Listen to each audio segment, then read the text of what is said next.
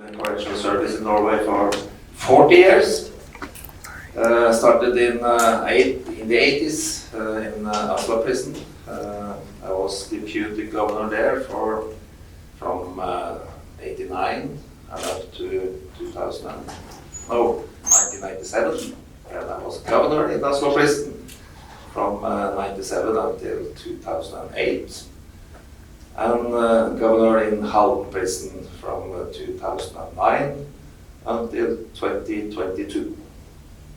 And now I'm working as senior advisor in the correctional service in Norway. That's me. And you may recognize him from the film as one of the kind of teachers and guides through the Norwegian correctional system back in 2019. And great, Martin.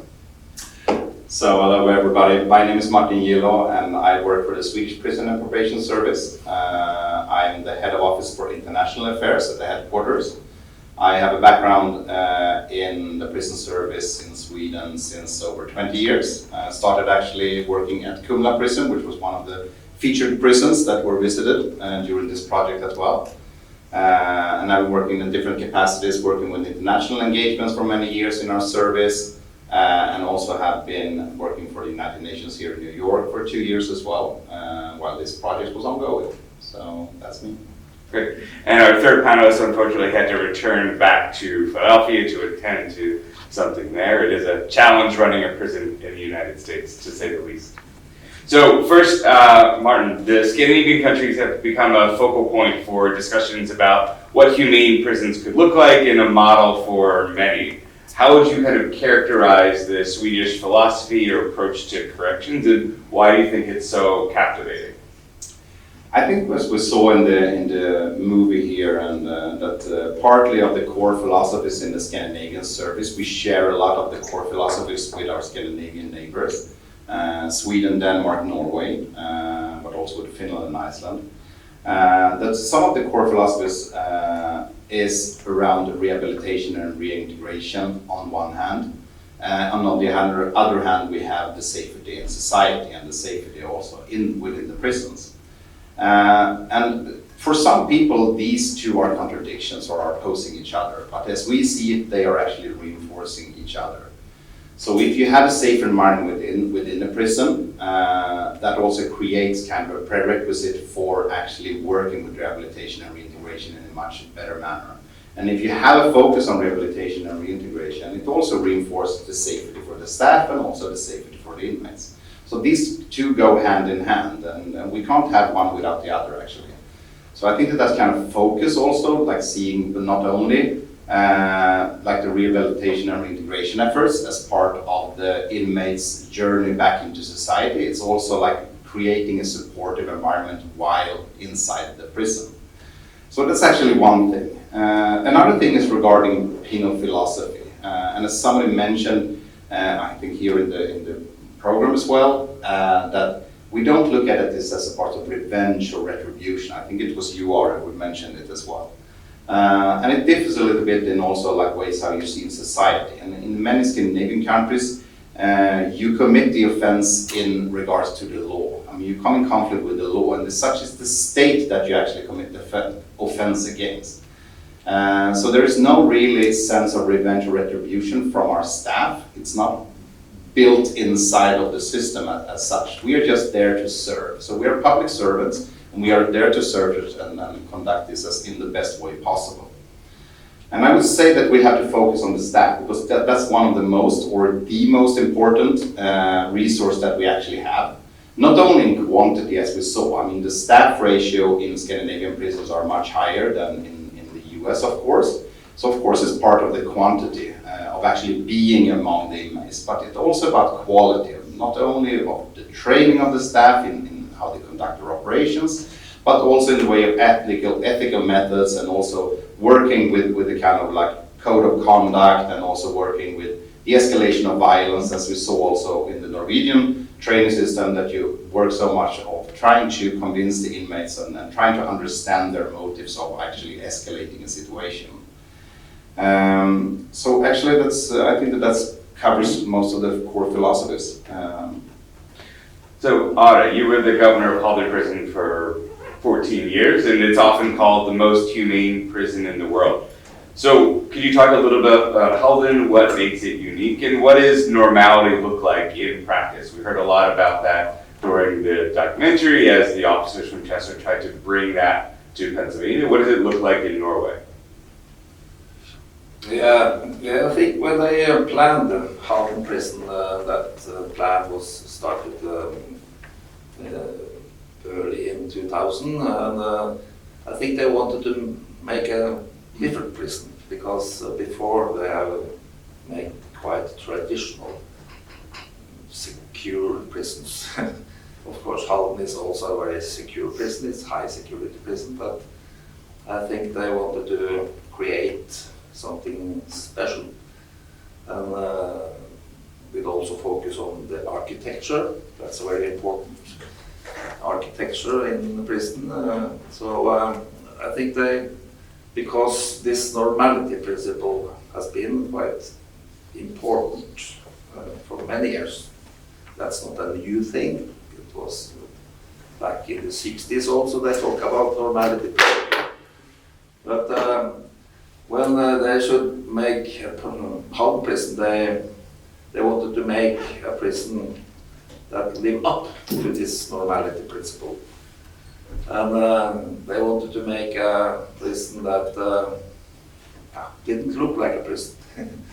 Of course, you have the big wall around, but when it came inside the prison, they think they should make more like a university, what do you call it? Campus. And the architects think that it's important that the inmate move around in the area, and that they leave one place, go to work another place. When they shall have visits, they go to a third place, and also to the doctor. So that was very important when they plan of the prison, that should be moving around the prison. I think Halden prison is built to live up to the normality principle. And I think they made a prison who live up to that. So it's, I guess, important to note that since they opened Halden prison, new facilities in Norway don't look like Halden. It's unique even in the Norwegian context. But you visited Chester in 2017 before the project started, and you visited a number of prisons around the country and the world. What's your impression from a Norwegian perspective on how Americans approach corrections? The biggest difference is, of course, the size of the prisons. Big prisons, many inmates, few staff, big units, 200-300 inmates in each unit, 2-3 staff taking care of them. So that's a very, very big difference between Norway and Sweden. Denmark is quite like each other, but the prison I have seen all over the world, I've been in China, I've been in Eastern Europe, in Russia, in US, I've seen a lot of prisons. And it's that's the biggest difference, I think. Big prisons, big units, many inmates, few officers. So we also know that the prison system in Norway hasn't always looked the way that it does today. Can you speak a little bit about what it was like in the 1980s when you took over in Oslo prison, and how things got to be where they are today? Yeah, when I studied the law in the 80s, and I needed money, so I worked as prison officer in Oslo prison from 83 and up to 97. When I finished the law study, and when I worked as prison officer in Oslo prison, I get message that you should not talk to the inmates about their problems, why they are in prison. You shall take care of the security work, be a guard. That was very important. Be a guard, take care of the security, and not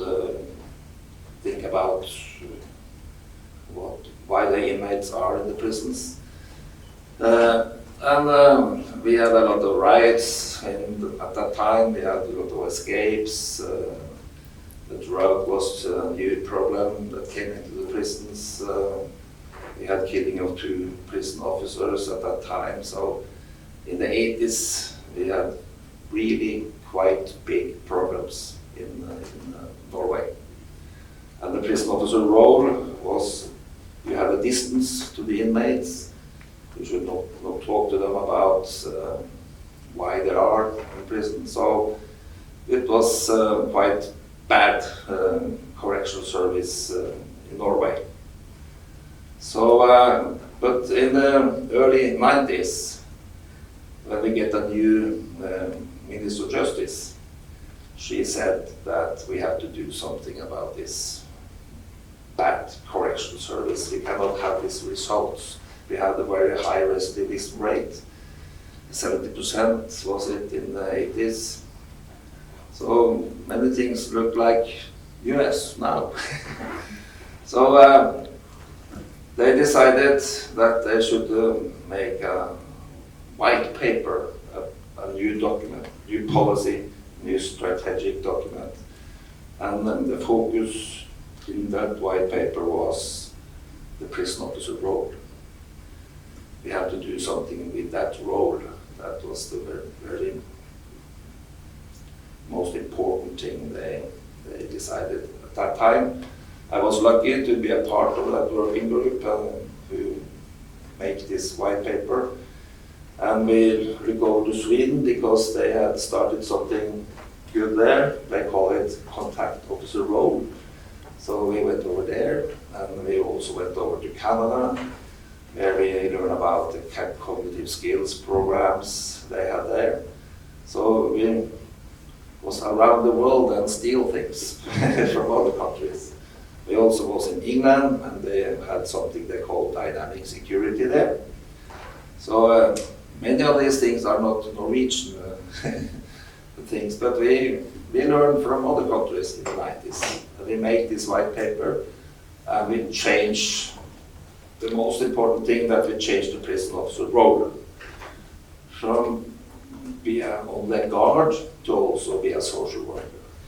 And also being a government agency, I mean, you only have your own jurisdiction in your country, so you can't really compare to somebody else actually, because we are the only one working with corrections in Sweden. So we need to look outside of the country to get influences and best practices from other countries. And then, as Ari mentioned, we also took a lot from Norway, but also from Canada and some of the other countries as well, in rehabilitation programming, etc. So I think that especially in times of challenges, which we face in Sweden right now, with a big political push for tough on crime, we have to be smart in where we look at. So we expand on our engagement in one way to actually see where we can see, and we have also re-engaged a lot with the other Nordic countries.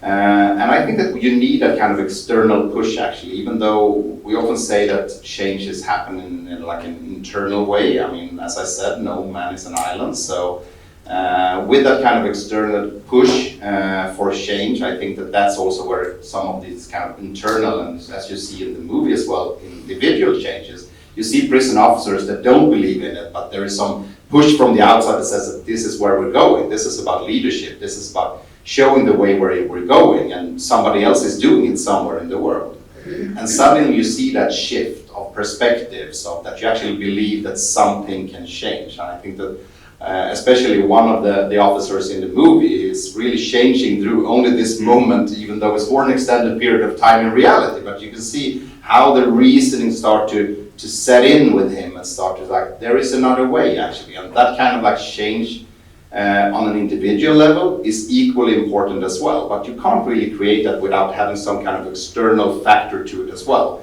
because you create this space where these officers, they can reflect on their day-to-day work, because they're so caught up otherwise in just working inside a prison with that high stress level, so they don't have any time to react. They just come home and deflate basically, and not even that in some cases. And suddenly they can come to another country and just like, wait a minute, what am I actually doing? What is my purpose and what is my role here? And that actually sets some things in motion. So the resources are basically there. It's just that you don't sometimes have the conditions to actually harness that power or to empower the corrections officers as such. I mean, from a Swedish perspective, I mean, we work very much on a global level in both supporting, but also take experience and knowledge from other countries. I mean, we work a lot, as I know that my Norwegian colleagues are doing as well, not only in like Eastern Europe and supporting countries there. We are currently engaging in Moldova, for example, but also looking into support to Ukraine, something that I know that Norway has been doing even before the war now. So we're looking into always the ways of support, but it's always with this kind of exchanges, even though if you support countries, you always take something back. And in regards to the exchange here with Pennsylvania, and specifically at SCI Chester, I think that we need to rethink a little bit how you work with logistics, how you work with bigger scale prisons. If we are to expand in Sweden, we need to rethink that, and we can't take that from some of these countries. I mean, we can look for examples in Norway, but if we're going to learn about like building big prisons in the future, we need to look somewhere else, and that's also where the kind of like external, internal factors work, as well as I mentioned. Yeah. So, Ara, since leaving Halden, you've taken a role in kind of tackling some of the more pressing challenges in the Norwegian Correctional Service, including the use of isolation. So what are some areas where, you know, the Norwegian system, which is a model for many, can also grow and change, and what are some of the challenges that you face today? Yeah, of course we have a lot of problems also in Norway. Not every prison looks like Halden prison, and not every prison are very modern. So in Norway we have very many prisons, very old prisons all over the world. We are a very long country, so we have many small prisons all over this country, and many of that prisons are built in 1850 and 150 years ago. So many of these prisons are not built with a lot of activities inside. So I will see here, because we have what we call the parliamentary ombudsman in Norway. You don't have that in the US. You should have that in the US. And we have this UN Convention Against Torture. That's very important. And in 2013, the parliament in Norway ratified the the OPCAT, and that's optional protocol of the Convention Against Torture. Yeah. And in 2014, they established what they call the National Preventive Mechanism. And from 2014, this mechanism started to travel around and have inspections in prisons in Norway. So they started regular visits to prisons and other institutions where people are deprived from their liberty. And from 2014 and up to today, they have visited a lot of prisons, and they have found a lot of not very good things. We have many old prisons and a lot of isolation in many of these prisons. And we have also many inmates with psychiatric problems, and that's things they are writing about in this report. So from 2014 and up to today, we have a lot of reports from this mechanism, and now I'm working to follow up with these reports. That's my new job now. So we can be perfect in every prison. So not to continue the theme of challenges, but Martin, we know Sweden is on the cusp of kind of an unprecedented expansion of the prison system. So what are some of the changes you expect, and how will Kriminalvården respond to that? in a way that maintains the elements that are uniquely Scandinavian, but also responds to the new kind of political reality? I think that I can try to answer the question, even though it's really hard to foresee the future. I mean, as I mentioned, we have a political initiative now that pushes for longer sentences, and also like some infringements into when on parole, etc., and some other like mandatory when you go to pre-trial detention, etc. So, I mean, that will, if you just project the numbers in Sweden, if all the political initiative would set off and be implemented, I think that we're counting up to over a double of capacity, which is like unprecedented in our country. And we will be compared with a lot of other countries in Europe, which we normally don't compare ourselves with. So I think that will change a lot within our system, of course, and at the same time, we're looking at the staff to inmates ratio, which will go down as well. So of course, that will be a huge cost to this as well. So the challenges in this, I mean, I think that operational, we will manage that. I think that that's kind of a core mentality of any correction service, very operational based. So I think that we will fix it in that way. I'm not that hesitant about it, but I think that the challenge is really to kind of maintaining the core values at the same time during heavy expansion or rapid expansion. So you don't lose sight of why you are there, because I think that that's could be an issue. And I think that I mentioned it to you before as well. I think that you can say that it takes maybe 2 years to just dismantle something, but to rebuild it, it maybe take 20 years. So that's something that we need to have in focus while we are expanding, to do it smart and to find solutions.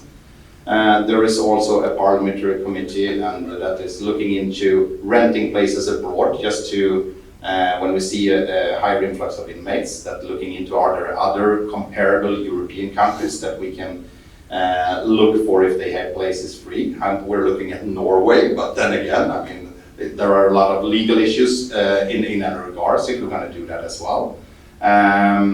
So I think that that's also like in the political context. I mean, you can see a lot of difference between the Scandinavian countries and the United States, but at the same time, with the political context, a bigger polarized political discussion and discourse, I think that it also pushes for some measures that we're not used to actually. So we really need to adapt remodel our thinking, so to speak.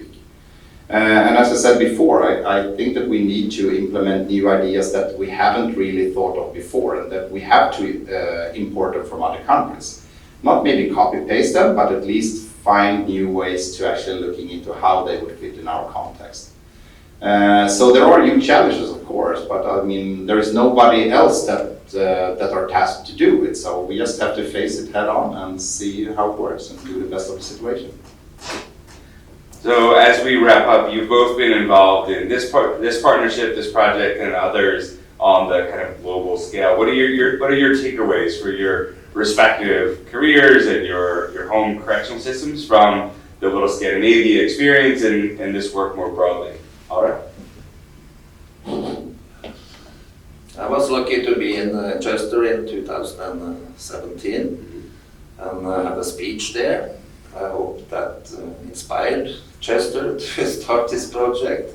So I have learned a lot, and I've been in the advisory board for this project. So we had this pandemic, was not so good for 2 years, but what I see now, and I hope to visit Chester soon.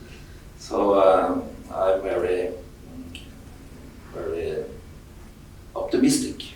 And I hope that more prisons in Pennsylvania will adopt this good thinking. I saw an article from politicians in Pennsylvania said that this had to be in more prisons all over the state.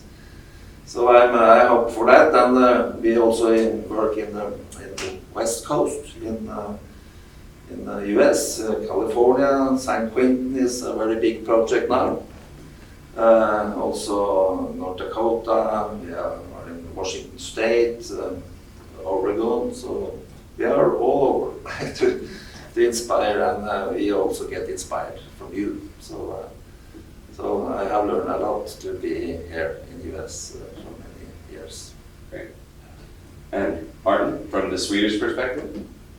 Yeah, I think that RS already mentioned. I think that I would copy some of these things, but I'd highlight some of the things that I've talked about before. I mean, that the real change has to come from the inside, the change of that perspective. I think that that's hugely important, and that's why you have to work with staff and the correction officer as the base, as the actual platform for doing the work. I think that you have to work with what you have, and I think that that's something that. As somebody mentioned, one of the correction officers mentioned that the US will be the best in a couple of years. Maybe that's a long stretch, but it's, I mean, working with what you have, empower the staff and make them feel valued, and also bring down the stress level, both for inmates and for the staff. And not see yourself as like victims of negative circumstances rather than be like the agents of positive change. I mean, to change that kind of culture.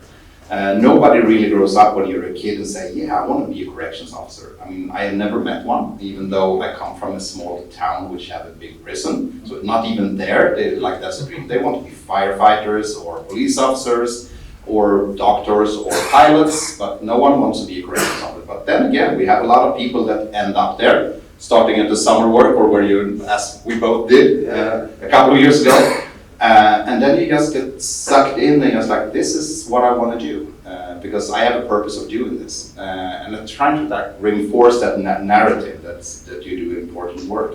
And I think that Little Scandinavia shows the kind of the quality that are inherent of that kind of positive force and also move from something undesirable to something better, and also to create environment for people, but also for people that work with people, actually. So, yeah. Great. Well, thank you both for making the rather long journey to get here tonight, and thank you all for coming as well.